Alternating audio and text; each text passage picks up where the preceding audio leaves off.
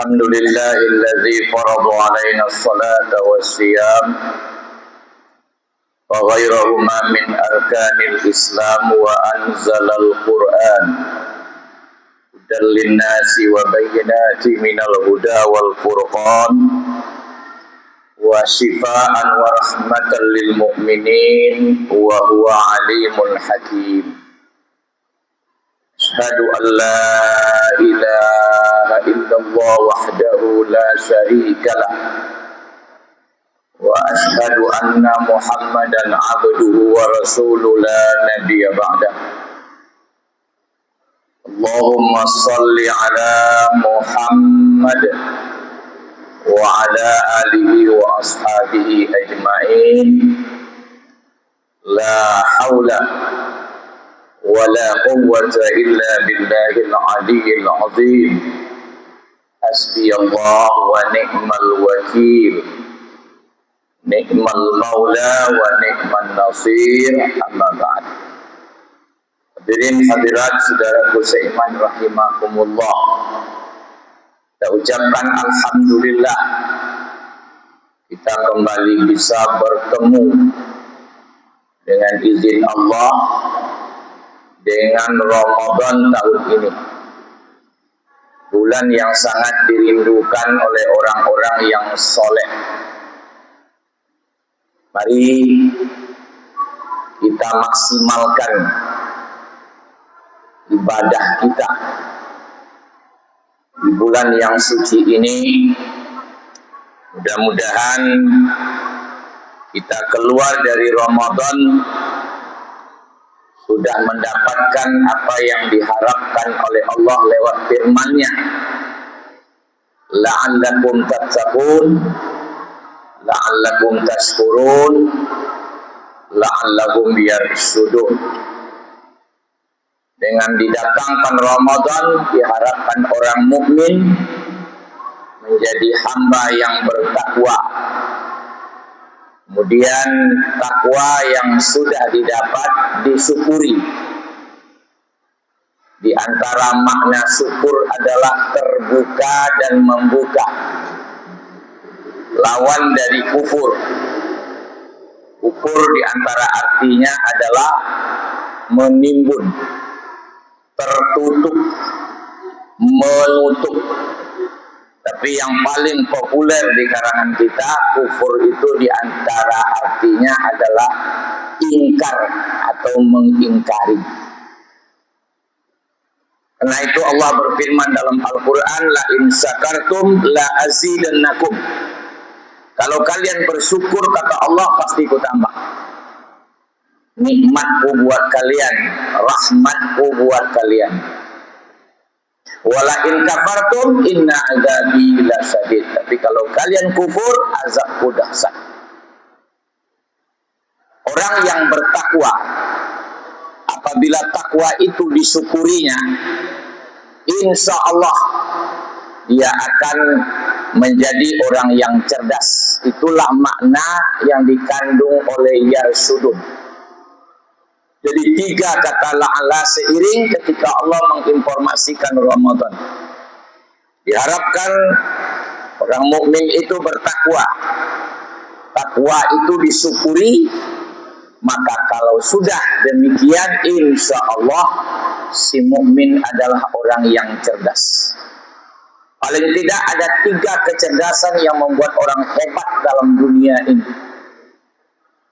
Pertama, kecerdasan spiritual, hubungan ke langit, hubungan ke Allah, hubungan dengan yang gaib, kepercayaan kepada yang gaib.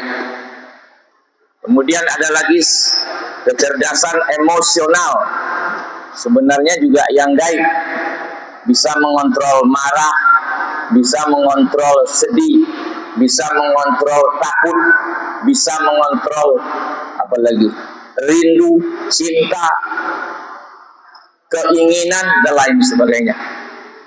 Yang ketiga, kecerdasan intelektual. Nah, ini yang sering ditonjolkan. Di anak didik kita sering ditonjolkan kecerdasan intelektual. Karena itulah di sekolah sering kita dengar ranking 1, ranking 2, ranking 3. Dan ini sebenarnya setelah dianalisa oleh para pakar, akibatnya fatal.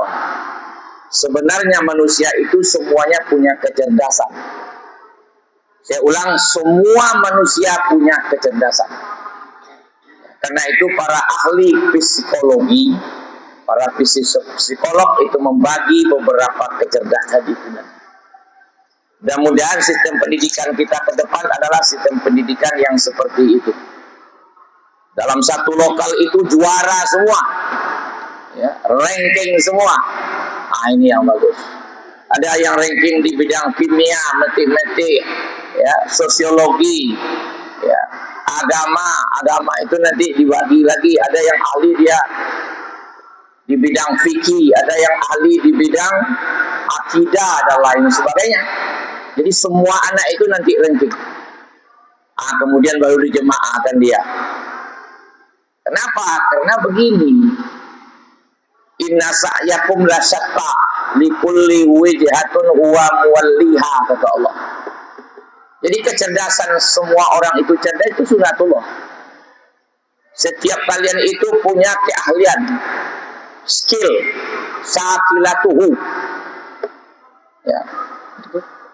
Dan akibatnya kehidupan kalian beragam. Inna sa'yakum la syatta. Sungguh kehidupan kalian beragam. Sa'yun itu seakan dengan kata sa'i.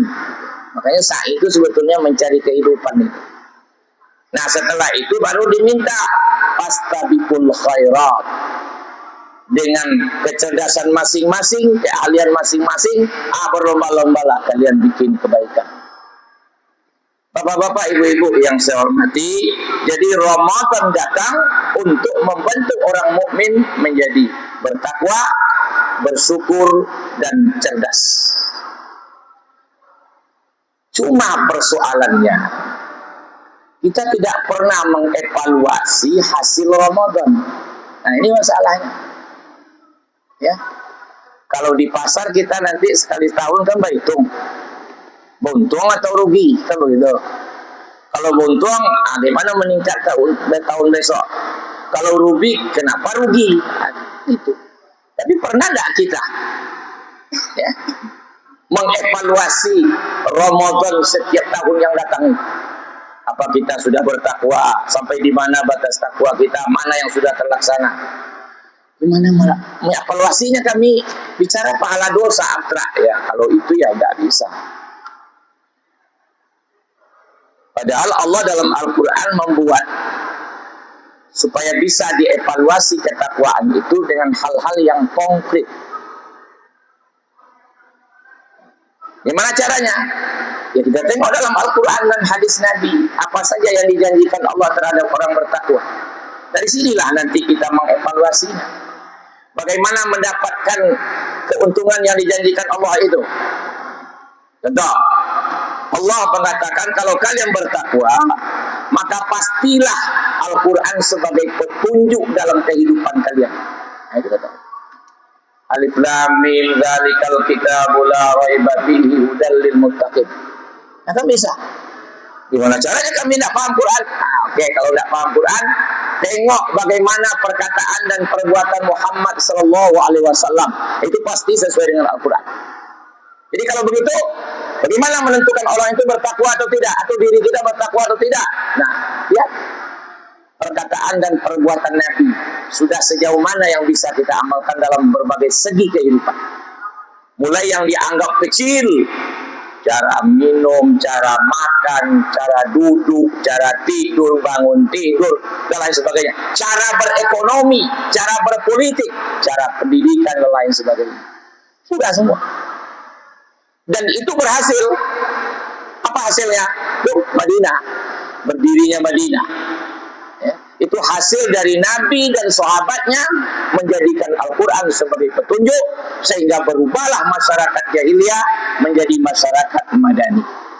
Sederhananya begitu. Nah, karena itu perlu dipelajari Al-Quran itu. Ya. Karena dia pedoman, tentu harus kita pandai bacanya. Gimana caranya dia pedoman tapi bacanya tidak pandai? Maka dimulailah dari Iqra.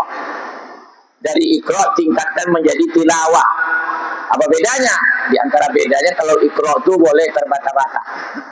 Makanya dalam hadis dikatakan siapa yang membaca Al-Quran terbata-bata, karena dia baru belajar umpamanya, itu diberi pahala. Terbata-bata saja diberi pahala.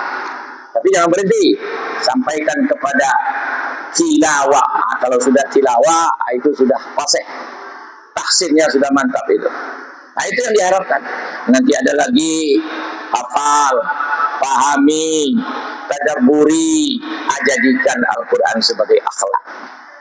Itu yang kedua, orang bertakwa pasti punya SDM yang berkualitas. Di mana sumber daya manusia yang dibentuk oleh Al-Quran? Dia beriman, dia berilmu, dia berzikir, dia berfikir. Allah dizikirkan, makhluk Allah difikirkannya.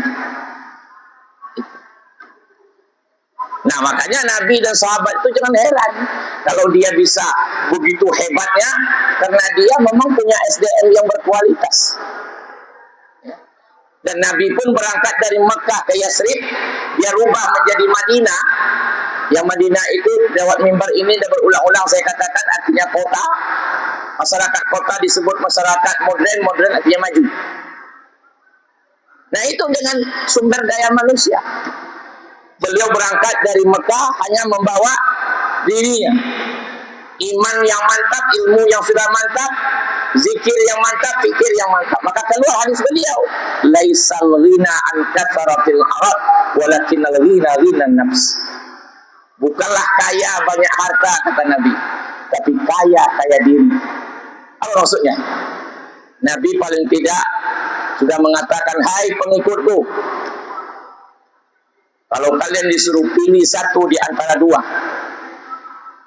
punya sumber daya alam melimpah atau sumber daya manusia yang berkualitas, pilih sumber daya manusia yang berkualitas SDM. Kenapa? Karena orang yang seperti itu pasti bisa menguasai SDA. Contohnya apa hari ini Indonesia? Apa yang tidak ada SDA-nya? Ya, di bawah minyak, di atas minyak, kekayaan laut, macam hutan, sampai-sampai kayu yang paling hebat di dunia, kayu di Indonesia, sumber daya alamnya. Nggak ada lawan. Baru terbuka rahasianya beberapa bulan yang lampau. Kayu di Indonesia bisa menebang dirinya sendiri. Kemudian dia rapi sekali. Kemudian langsung dia bikin nomor-nomor, kan begitu. Itu hanya di Indonesia itu. Di negara lain tidak ada. Begitulah sumber daya alam kita hebatnya. Nah, tapi kenapa kita begini hidup? Karena SDM-nya, sumber daya manusianya. Imannya tak kemana-mana, ilmunya juga tak kemana-mana, sistem pendidikannya menghasilkan bagaikan buaya, ayunan. Kamu dia tidak sampai, kaulah tidak sampai, sudah itu bernyanyi karu gitu. Gimana?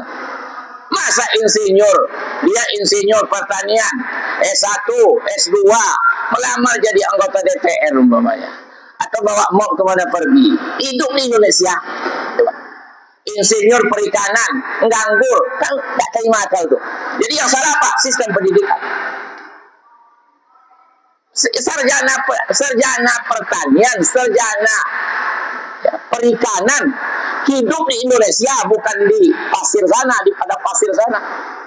Kayu aja dilemparkan hidup. Masa menganggur? Saya makanya terkejut membaca hampir 1 juta di Indonesia sekarang sarjana menganggur. Apa istilahnya? Salahkan otak saya. Kenapa? Sistem pendidikan kita salah. Kenapa? Karena tidak berdasarkan kepada Al-Quran. Sistem pendidikan kita berdasarkan kepada ya bangga dengan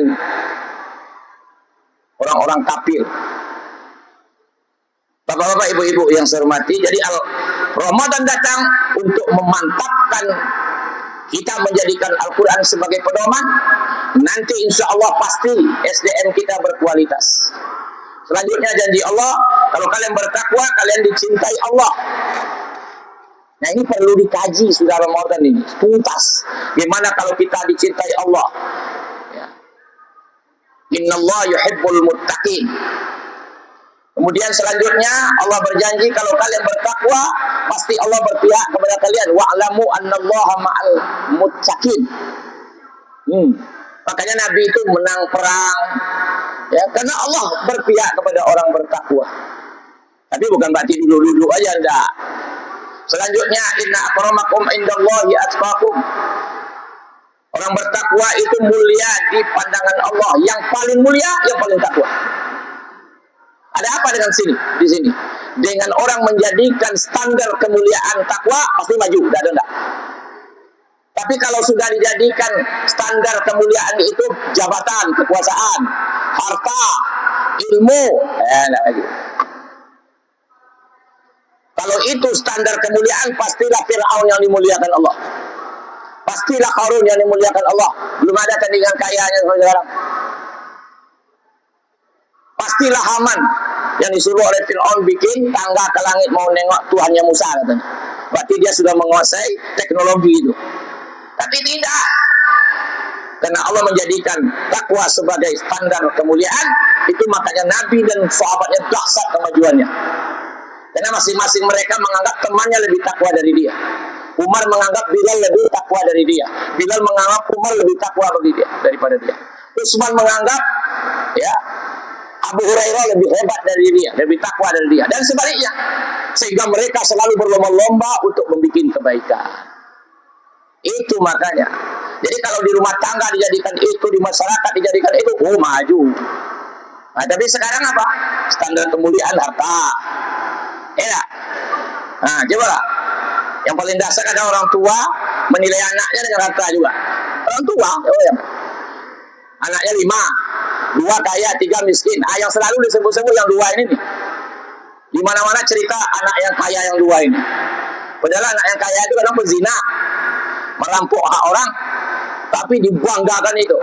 Yang 3 ini miskin, punya Avanza cuma, ya. Tapi rajin sholat, akhlaknya bagus, enggak disebut-sebut. Kan gawat itu. Orang tua sampai begitu. Nah, kenapa? Begitulah pengaruh materialisme dalam kehidupan kita hari ini. Maka Ramadan datang menghilangkan sifat itu. Selanjutnya Allah janjikan kalau kalian bertakwa diberi solusi kalau ada masalah. Wa may yattaqillaha yaj'al lahu makhraja. Siapa yang bertakwa kepada Allah akan diberi jalan keluar ketika ada masalah. Allah berjanji kalau kalian bertakwa diberi rezeki yang tidak terduga dan rezeki itu berkah. Wa yarzuqu min haitsu la yahtasib. Yang ketiga, yang terakhir, yang ke-8, Allah berjanji kalau kalian bertakwa pasti kalian akan mendapatkan surga di dunia, surga di barzakh, dan surga di akhirat.